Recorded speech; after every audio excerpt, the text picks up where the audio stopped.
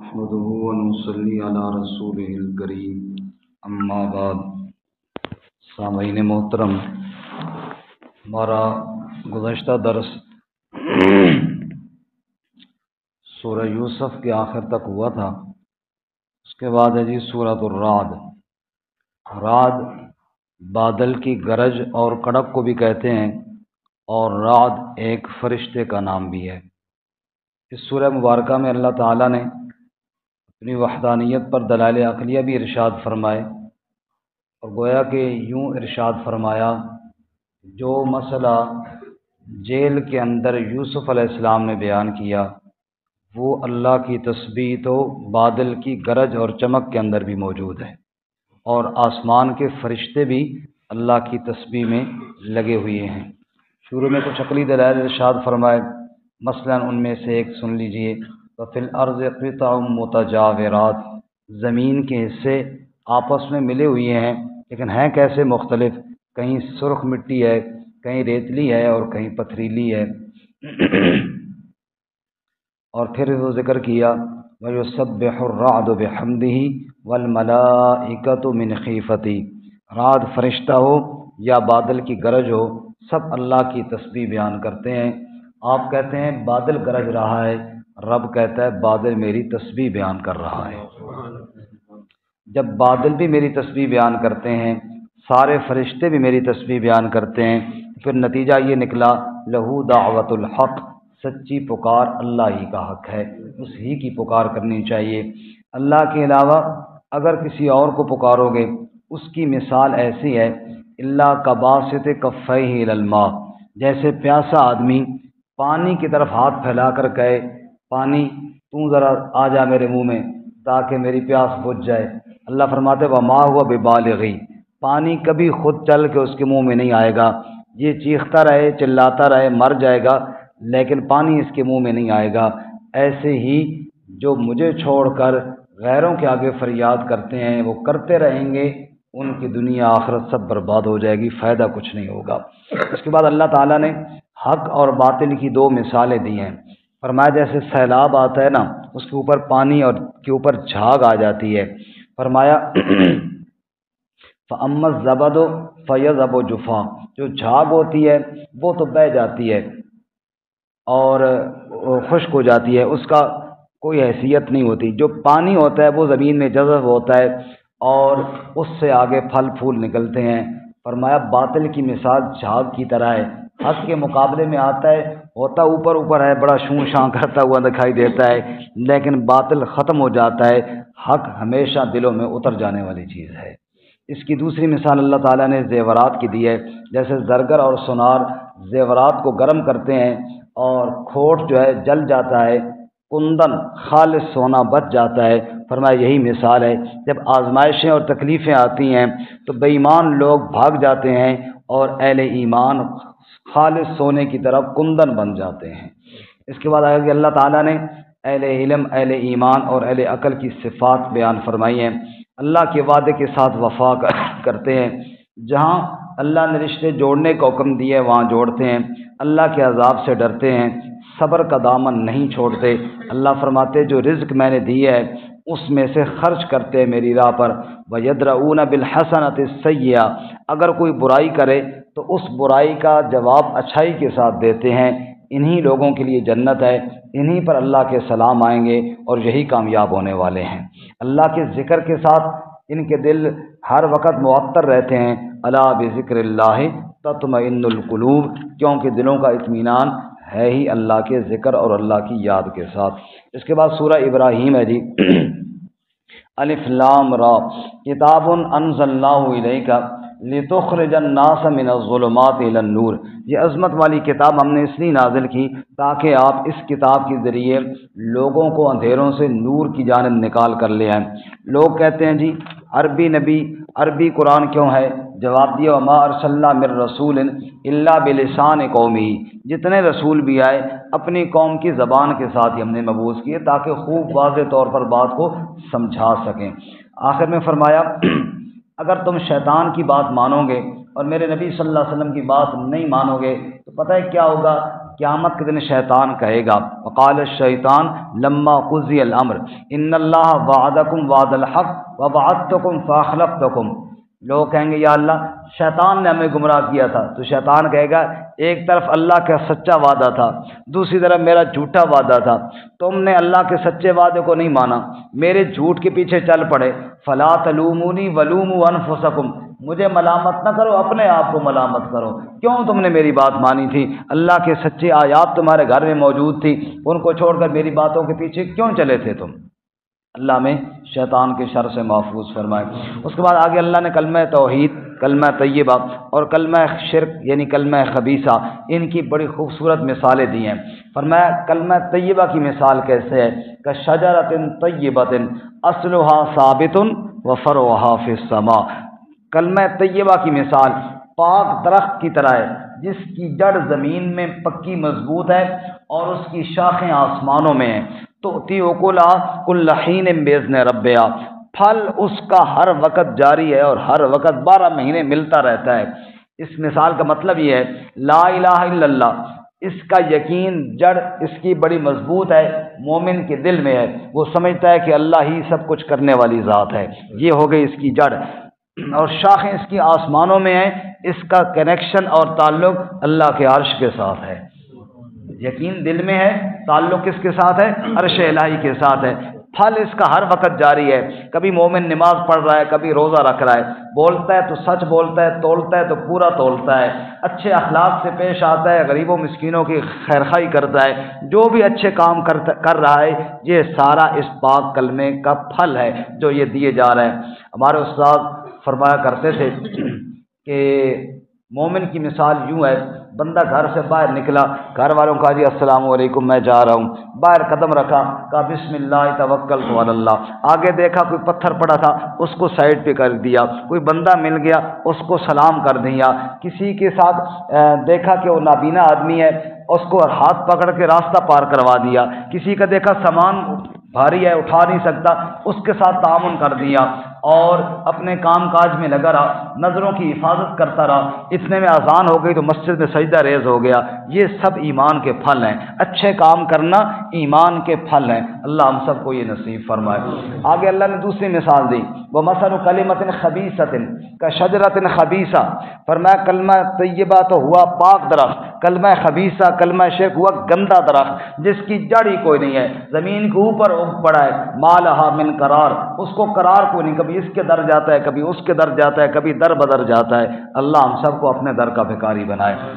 اب کلمہ طیبہ پہ عمل کرنے والے ایک عظیم شخص کی مثال آگے دی، وہ ہے ابراہیم خلیل اللہ علی نبینا وعلیہ الصلاۃ والسلام۔ اولاد اللہ سے مانگتے رہے، پھر جب اولاد ہوئی اللہ نے کہا ان کو چھوڑ کر آ جاؤ، وہاں چھوڑ کر آ جاؤ جہاں آج رونقیں لگی ہوئی ہیں، اس وقت وہاں پر کچھ بھی نہیں تھا۔ ابراہیم خلیل اللہ نے اپنے بچے اسماعیل اور ان کی اماں حضرت حاجرہ علیہ السلام کو لیا اور اسماعیل کو لیا اور وہاں چھوڑ کر آ گئے، رب کے سامنے فریاد کی، ربنا انی اسکنت من ذریتی بواد غیر ذی زرع عند بیتک المحرم، اے اللہ میں اپنی اولاد کو تیرے حرمت والے گھر کے پاس اس جگہ چھوڑ کر جا رہا ہوں جہاں کھانے پینے کا کوئی انتظام نہیں ہے، یا اللہ کھیتی باڑی کوئی نہیں ہے، ایک دعا کرتا ہوں یا اللہ فجعل افئدۃ من الناس تہوی الیہم، لوگوں کے دل اس جگہ کی طرف پھیر دے، لوگوں کے دلوں میں اس خطے کی محبت پیدا کر دے۔ رب نے ایسی محبت پیدا کی، صدیاں بیت گئیں، آج بھی مومن تڑپتے ہیں، کاش وہ دن آئے کہ ہم بھی حرمین کی زیارت کریں۔ اللہ ہم سب کو نصیب فرمائے، بار بار نصیب فرمائے۔ اسے میرے مقتدی مجھے کہنے لگے تسی اللہ تعالیٰ بار بار نصیب فرمائے تو ریٹ پتہ نہیں کتنے پہنچ گئے نہیں، میں کہ میں جس کو کہتا ہوں اس کے لیے ریٹ کا مسئلہ کوئی نہیں ہے، کہو بے شک اللہ کے لیے کیا مسئلہ جی ریٹ کا جی۔ اس کے بعد جی فکر آخرت، اور فرمایا یہ مت سمجھو کہ اللہ غافل ہے، اللہ صرف مہلت دے رہا ہے، لیوم تشخص فیہ الابصار، اس دن تک کے لیے جس دن آنکھیں پھٹی کی پھٹی رہ جائیں گی اور پھر اس دن چھڑانے والا کوئی نہیں ہوگا جی۔ اللہ تعالیٰ ہم سب کو خاتمہ ایمان والا نصیب فرمائے۔ اس کے بعد سورت کا نام ہے سورۃ الحجر، تلک آیات الکتاب و قرآن مبین، یہ کتاب کی آیتیں ہیں، روشن قرآن ہے۔ کون سا قرآن؟ فرمایا انا نحن نزلنا الذکر و انا لہ لحافظون، وہ قرآن جس کو نازل بھی ہم نے کیا اور اس کی حفاظت بھی ہم نے اپنے ذمہ لے رکھی ہے۔ نبئ عبادی انی انا الغفور الرحیم، میرے بندوں کو یہ پیغام دے دو کہ میں بڑا بخشنے والا ہوں، بڑا رحم کرنے والا ہوں۔ وَأَنَّ عَذَابِي هُوَ الْعَذَابُ الْأَلِيمُ، میرا عذاب بھی بڑا دردناک ہے، میرے عذاب سے بھی اجتناب کرنا۔ آگے عذاب کی کچھ مثالیں بیان کی، جیسا کہ قوم لوط، جیسا کہ قوم سمود، ان پر عذاب ہے، ہم پہلے واقعہ پڑھ چکے ہیں جی۔ اس کے بعد ہے جی سورۃ النحل۔ نحل کا معنی ہے جی شہد کی مکھی، کیا معنی ہے جی؟ شہد کی مکھی۔ اس سورہ مبارکہ میں اللہ تعالیٰ نے اپنی وحدانیت پر دلائل دیے، دلائل کے انبار ہی لگا دیے۔ سبحان اللہ، اللہ کا کلام ہے، کیا خوبصورت انداز ہے۔ میں چند ایک آیتیں آپ کو سناتا ہوں، لیکن اس سے پہلے یہ ذہن میں رہے، بات اللہ نے شروع کی لا الہ الا اللہ سے، ان انذروا انہ لا الہ الا انا فاتقون، یہاں سے بات شروع کی۔ مسئلہ الہ جو اسلام کا بنیادی مسئلہ ہے، لا الہ الا اللہ، یہ بنیاد ہے مسئلہ الہ۔ مسئلہ الہ جہاں بھی قرآن میں بیان ہوا، یہ بات سمجھ لیجئے، جہاں بھی قرآن میں بیان ہوا وہاں پر اللہ تعالیٰ نے دو صفتوں کا ذکر کیا، ایک قدرت اور دوسری علم، ایک قدرت اور دوسری علم۔ اس کو یوں سمجھیے کہ عبادت کرتے وقت یہی دو عقیدے بنیاد ہیں۔ مثال کے طور پہ ہم نماز پہ کھڑے ہوئے ہیں تو ہمارا پہلا عقیدہ یہ ہو کہ میرا رب، اس کو علم ہے کہ یہ میری عبادت کر رہا ہے، اتنا علم ہے، اتنا علم ہے کہ ظاہراً تو ہے ہی، دل کی نیت کو بھی وہ جانتا ہے کہ مجھے دکھانے کے لیے کر رہا ہے یا کسی اور کو دکھانے کے لیے، یہ ہے علم۔ یہ صفت کون سی ہے جی؟ زور سے بولو۔ دوسری صفت قدرت، کہ میرا رب جس کی میں عبادت کر رہا ہوں، میرا معبود، وہ پورا اختیار بھی رکھتا ہے، پوری قدرت بھی رکھتا ہے، جزا اور سزا دینے کا اس کے پاس پورا اختیار ہے۔ یہ دو عقیدے، یہ عقیدے جس ہستی کے لیے رکھے جائیں وہ الہ ہے، وہ معبود ہے۔ اگر یہ عقیدہ اللہ کے بارے میں رکھا جائے کہ اللہ میرے دلوں کے حالات سے باخبر ہے اور قدرت رکھتا ہے، جزا سزا دے سکتا ہے، تو اللہ کی عبادت ہے۔ اور اگر کسی اور کے لیے رکھا جائے کہ وہ بھی جناب میرے دل کے حالات جانتا ہے اور وہ بھی مجھے نقصان پہنچا سکتا ہے، تو یہ اس کی عبادت بن جائے گی۔ عادت اور عبادت میں فرق یہی عقیدے ہیں۔ اب یہ بچہ میرے سامنے بیٹھا ہے نا جی، اسی طرح بیٹھا ہے جیسے ہم تشہد میں بیٹھتے ہیں، لیکن یہ عبادت نہیں ہے۔ کیوں؟ کہ اس کا یہ دو نظریے اور عقیدے میرے بارے میں نہیں ہیں، بیٹھا میرے سامنے اسی طرح بیٹھا ہوا ہے، لیکن یہ عقیدہ میرے بارے میں سے نہیں رکھا ہوا، نہ علم کا اور نہ قدرت کا۔ اس کا یہ عقیدہ نہیں ہے کہ میں اس کے دل کی باتوں کو جانتا ہوں، اس کا یہ عقیدہ نہیں ہے کہ میں اس پر پوری قدرت رکھتا ہوں۔ جب یہ عقیدہ نہیں ہے تو یہ بیٹھنا عادت ہے، اور اگر یہ عقیدہ رکھ کے بیٹھے گا تو پھر عبادت بن جائے گا، پھر عادت کیا بن جائے گی؟ عبادت بن جائے گی۔ اب سنیے، اللہ نے کہا لا الہ الا انا، میرے علاوہ کوئی الہ نہیں۔ اس پر اللہ تعالیٰ نے دلائل دیے، پہلے قدرت کو بیان کیا، پھر علم کو بیان کیا۔ پہلے دلائل سنیے، انشاءاللہ ایمان تازہ ہوگا۔ کیوں میرے علاوہ الہ کوئی نہیں؟ فرمایا خلق السماوات والارض بالحق، آسمان زمین کو بنانے والا کوئی نہیں۔ خلق الانسان من نطفہ، انسان کو نطفے سے میرے علاوہ بنانے والا کوئی نہیں۔ والانعام خلقہا، مویشی میں نے بنائے، میرے علاوہ بنانے والا کوئی نہیں۔ تمہارے لیے ان کی چمڑوں میں گرمی کا سامان ہے، تمہارے جرابیں، تمہارے دستانے وغیرہ بنتے ہیں۔ وَمِنْهَا تَأْكُلُونَ، تم کھاتے بھی ہو۔ وَلَكُمْ فِيهَا جَمَالٌ حِينَ تُرِيحُونَ وَحِينَ تَسْرَحُونَ، جب ریوڑ لے کر جا رہے ہوتے ہو یا شام کو لا رہے ہوتے ہو، ان کے اندر ایک بڑی خوبصورتی بھی ہے۔ وَتَحْمِلُ أَثْقَالَكُمْ، ایسے جانور بھی بنائے جو تمہارے بوجھ اٹھاتے ہیں، وہاں تک لے جاتے ہیں جہاں تم نہیں پہنچ سکتے، تمہاری گاڑیاں نہیں پہنچ سکتی۔ والخیل والبغال والحمیر لترکبوها، گھوڑے، خچر اور گدھے بنائے تاکہ تم ان کے اوپر سوار ہو جاؤ، تاکہ تم ان کے اوپر، بولو نا جی، گھوڑے اس لیے بنائے تاکہ تم ان کے اوپر سوار ہو جاؤ، گھوڑے اس لیے نہیں بنائے کہ تم ان کے نیچے جا کر گھسو۔ سمجھ آئیے نا؟ اللہ کیا فرماتے ہیں؟ اس لیے بنایا تاکہ تم ان کے اوپر لترکبوہا، تاکہ تم ان کے اوپر سوار ہو۔ بعض ساتھی ہمارے وہ گھوڑے کے نیچے گھس رہے ہوتے ہیں، وہ اللہ کے بندے اس کے اوپر بیٹھنا ہے، اس کے نیچے نہیں گھسنا۔ آگے اللہ فرماتے ہیں وزینہ، یہ بڑے زینت کا باعث بھی ہیں، جب گھوڑے میں بندہ بیٹھ کر آ رہا ہوتا ہے کیا خوبصورت لگ رہا ہوتا ہے۔ وَيَخْلُقُ مَا لَا تَعْلَمُونَ، تمہاری سواری کے لیے اور بھی اتنی چیزیں اللہ نے بنائی جن کا تمہیں علم نہیں ہے، اور اس میں قیامت تک کی سواریوں کا ذکر کر دیا۔ آگے اللہ فرماتے ہیں بارشیں اللہ برساتا ہے، فصلیں اللہ اگاتا ہے، پھل اللہ اگاتا ہے۔ وَسَخَّرَ لَكُمُ اللَّيْلَ وَالنَّهَارَ، رات دن کو اس نے مسخر کیا، سورج چاند ستاروں کو مسخر کیا۔ وَمَا زَرَعَ لَكُمْ فِي الْأَرْضِ مُخْتَلِفًا أَلْوَانُهُ، جو پھل پھول بنائے اللہ نے رنگ مختلف بنائے، اگر سب کا ایک جیسا رنگ ہوتا پتہ نہ چلتا آلو کون سا ہے اور پیاز کون سا ہے، ٹماٹر ان میں کون سا ہے۔ اللہ نے رنگ مختلف بنا دیے، تم دیکھ کر ہی پہچان لیتے ہو۔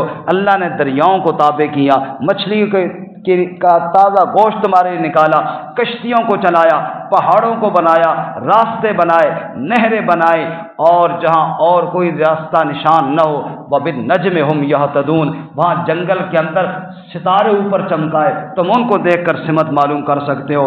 یہ ساری باتیں بیان کر کے آگے اللہ ایک سوال کرتے ہیں، اوے لوگوں جواب دو پھر، افمن یخلق کمن لا یخلق، کیا وہ ذات جس نے سب کچھ بنایا اور وہ جس نے کچھ نہیں بنایا، کیا یہ دونوں برابر ہو سکتے ہیں؟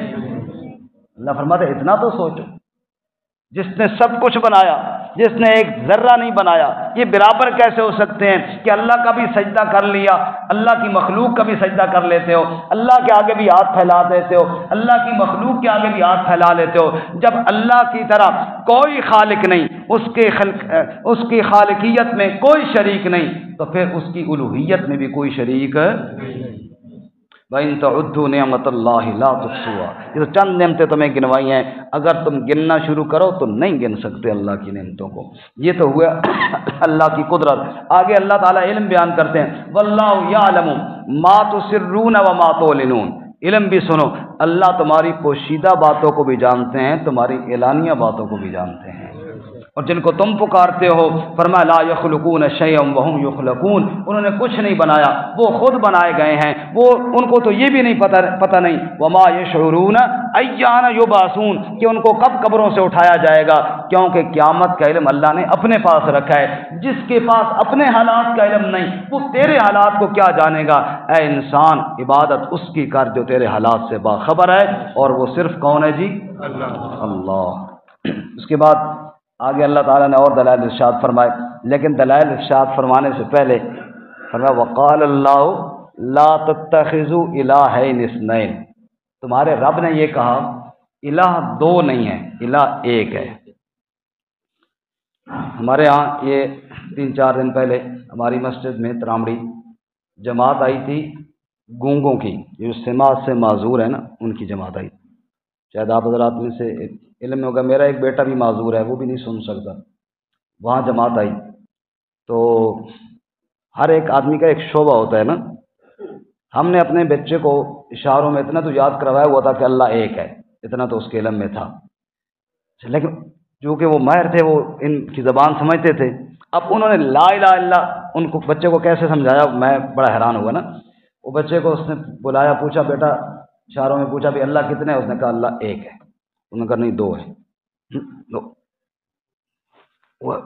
ایک ہے نہیں دو، اچھا اب وہ بغیر شاید دو ہیں، مجھے پتہ نہیں تھا، جب اس کے ذہن میں یہ بات آئی نا، اب اس نے اس کو سمجھایا کہ اگر تجھے کوئی کہے نا دو، اور جس طرح اب تو سوچ میں پڑ گیا نا، اس طرح سوچ میں پڑے گا تو پھر ایمان نکل جائے گا، یہ اس نے سمجھایا۔ خبردار آئندہ کوئی کہے دو تو کہنا ہرگز نہیں، یہ ہے لا، یہ کیا ہے؟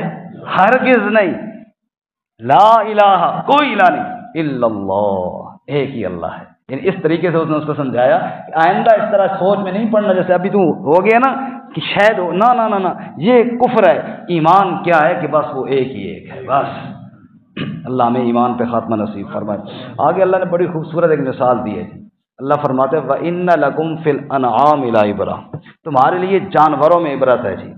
نُسْقِيكُم مِّمَّا فِي بُطُونِ، ہم ان کے پیٹ سے جو دودھ نکلتا ہے تمہیں پلاتے ہیں، کیسے؟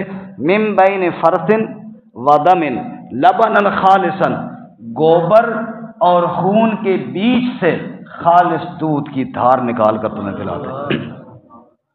ہمارے پرائمری کے استاد سے میں نے اپنی مسجد میں کل بات سنائی، جب بھی اس آیت پہ پہنچتا مجھے وہ یاد آتے ہیں۔ تیسری یا چوتھی کلاس میں انہوں نے ہمیں شعر یاد کروایا تھا، رب کا شکر ادا کر بھائی جس نے ہماری گائے بنائی، اس رب کو ہر دم کیوں نہ پکاریں جس نے پلائیں دودھ کی دھاریں، جس نے پلائیں دودھ کی دھاریں۔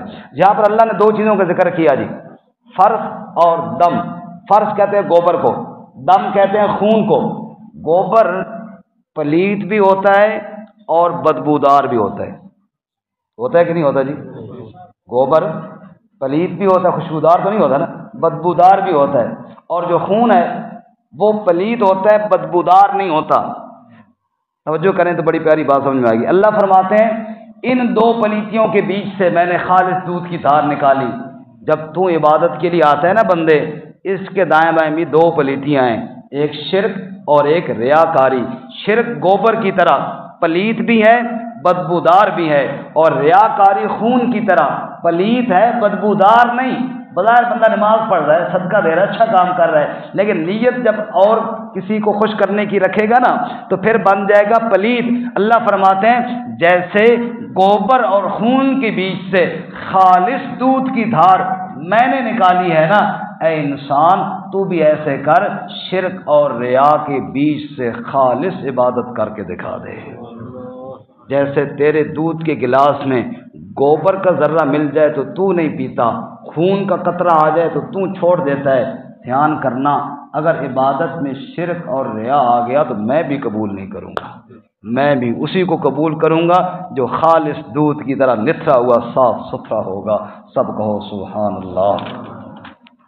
اللہ تعالیٰ فرماتے ہیں یہ تو ہوا میری وحدانیت کے دلائل، دلائل تو بے شمار ہیں، تجلی تیری ذات کی سو بسو ہے، جدھر دیکھتا ہوں ادھر تو ہی تو ہے، ہر طرف اللہ ہی اللہ ہے۔ لیکن جہالت کا دور کا بھی تذکرہ تھوڑا سا سن لیجئے۔ اذا بشر احدهم بالانثى ظل وجهه مسودا وهو كظيم، وہ جو شرک کرنے والے تھے ان کی حرکات کیا تھی؟ بیٹی پیدا ہو جاتی تو چہرہ سیاہ ہو جاتا، کہتا یا تو میں بے شرم بنوں اور اس کو گھر میں رکھوں، یا پھر غیرت دکھاؤں تو اس کو زندہ زمین میں دفن کر کے آ جاؤں۔ اللہ فرماتے کتنا غلط فیصلہ کرتے تھے، بچیوں کے ساتھ کتنا ظلم ہوتا تھا۔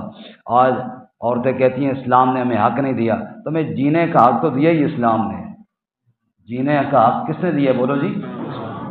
اللہ فرماتے ہیں اچھا اپنی حالت یہ ہے کہ بیٹی پیدا ہو جائے تو یہ حالت ہوتی، فرشتوں کے بارے میں کہتے ہیں یہ اللہ کی بیٹیاں ہیں، تھوڑے گھر دھی پیدا ہوئے تو اے برتاؤ، اور اللہ کی اتنی بیٹیاں، کوئی عقل کرو، الا ساء ما یحکمون۔ اس کے بعد آگے اللہ تعالیٰ نے مزید کچھ دلائل دینے کے بعد بڑی جامع آیت ارشاد فرمائی دی، ان اللہ یأمر بالعدل والاحسان وایتاء ذی القربى، اللہ تمہیں حکم دیتا ہے عدل کا اور احسان کا۔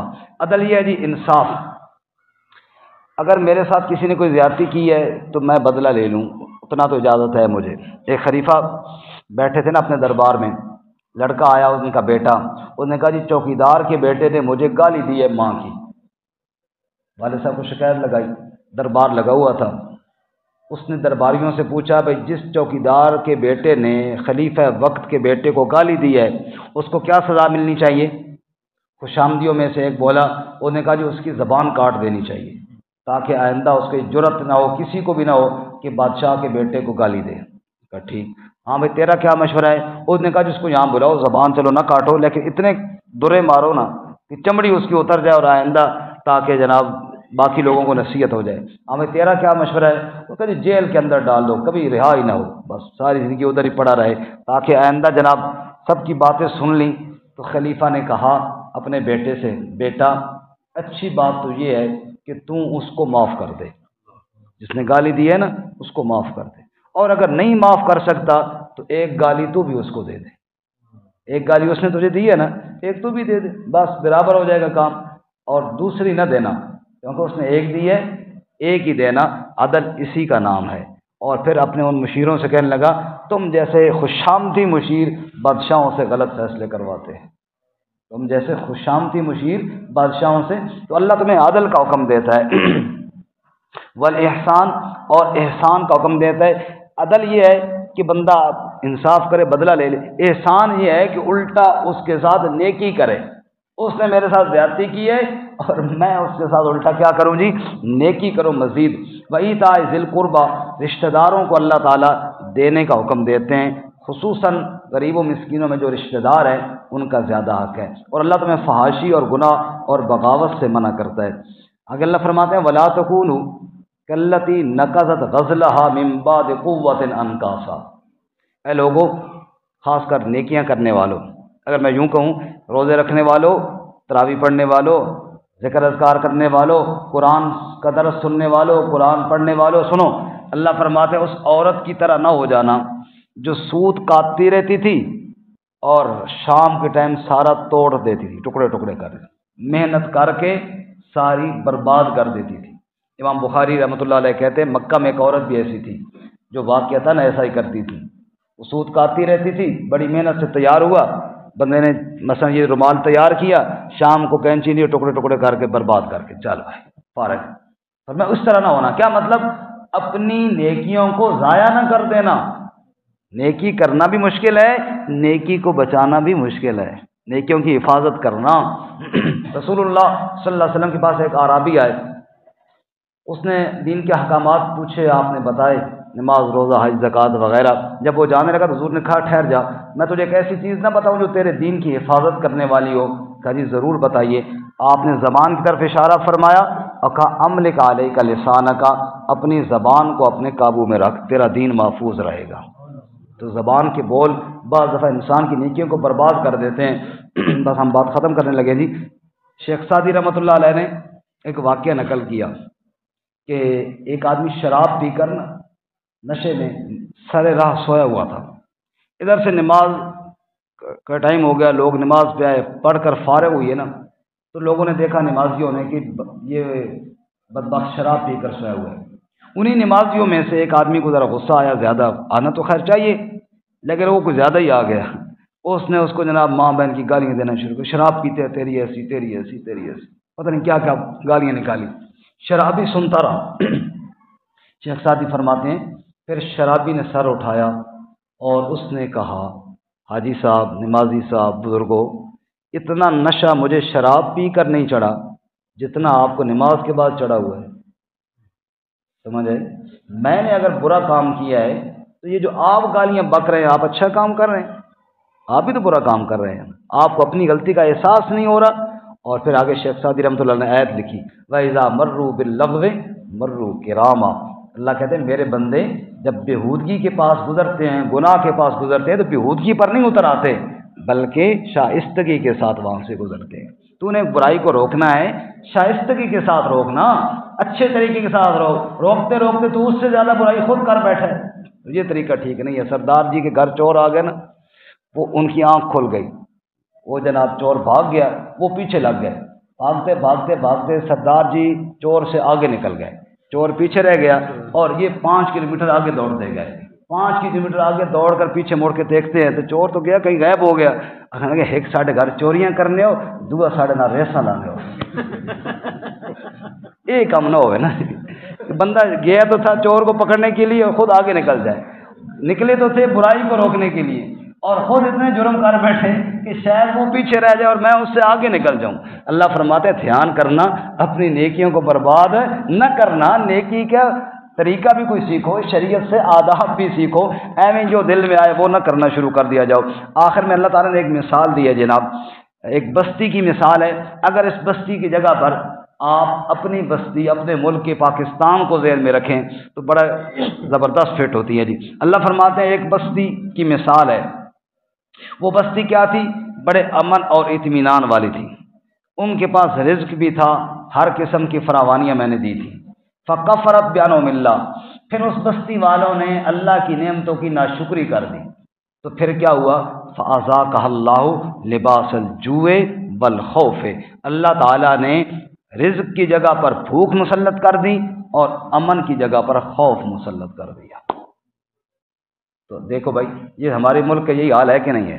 کتنا پرسکون ماحول، خوش ہو گئے تھے کہ جان چھوٹ گئی ہے انڈیا سے اور ہم آزاد ہو گئے ہیں، اب آزاد فضاؤں میں سانس لیں گے، بڑے امن کے ساتھ رہیں گے، لا الہ الا اللہ کا بول بالا ہوگا۔ لیکن نتیجہ کیا نکلا کہ ہم نے لا الہ الا اللہ کو چھوڑ دیا۔ ہمارے حاجی لال حسین صاحب اکثر کہتے ہیں کہ جناب کب سے دعائیں کر رہے ہیں، یا اللہ کشمیر دی مدد فرما دے، فلسطین دی، وہ اگے حال تو بھی گئے نہیں، کیوں؟ اللہ ناراض ہے، اللہ تعالیٰ ہمارے اوپر ناراض ہے۔ کل اللہ تعالیٰ سے دعائیں کی تھیں اور بزرگوں نے قربانیاں دی تھیں، ہم نے یہ خطہ حاصل کیا تھا کہ یہاں پہ لا الہ الا اللہ کا نظام نافذ ہوگا۔ جب لا الہ الا اللہ کا نظام چھوڑ دیا ہے، اللہ ناراض ہو گئے ہیں، دعائیں بے اثر ہو گئی ہیں، اور رزق کی جگہ پر بھوک آ گئی ہے، امن کی جگہ پر خوف آ گیا ہے۔ اللہ تعالیٰ ہم سب کو سنبھلنے کی توفیق عطا فرمائے۔